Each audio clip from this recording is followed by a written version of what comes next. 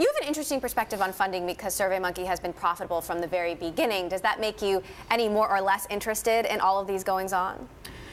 Well, we're most interested in how do we grow our business, and we very much believe in profitable, sustainable revenue growth. So what happened this week is we launched our whole new SurveyMonkey platform.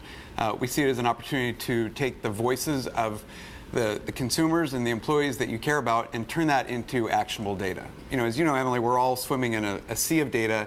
It plays out on social media, people talking about our products and our businesses, and it's those executives who can ask the question why and then use that data to take the actions they need to make their businesses better. And that's where we've been playing for a long time. You've launched something you call the People-Powered Data Platform, yes, and a new mission around curiosity. Yes. Explain this. So we think curiosity is the currency in business today. Our mission is to power the curious. We believe that you need to be serving the constituents, the customers, employees, and shareholders you care about. And so really what our platform does is we've added all this new features and functionality and solutions to help executives turn those voices into actionable data. And we're seeing this play out in politics, you're seeing it play out in businesses, that people have very different voices depending where you are, what gender you are, what income bracket you're in, what education level you're at.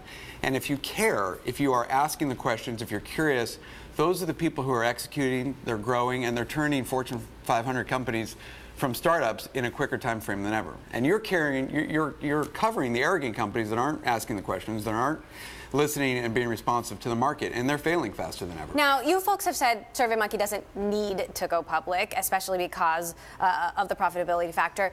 At the same time, we're seeing Snap and Blue Apron and these new tech IPOs struggling in the public markets. Does that give you any pause in terms of if or when to bring SurveyMonkey to market? It's a good question. As you mentioned, we've been profitable for a long time. We have a financial profile that is positioning us to go public.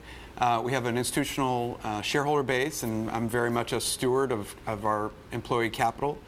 So we do need to deliver a return to our shareholders. We've been operating like a public company with debt holders and adhering to quarterly conference calls with our debt holders.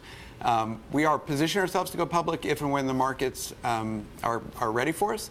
We look very different than some of the companies that have had sustainable losses, and I'm really happy with the way our income statement looks.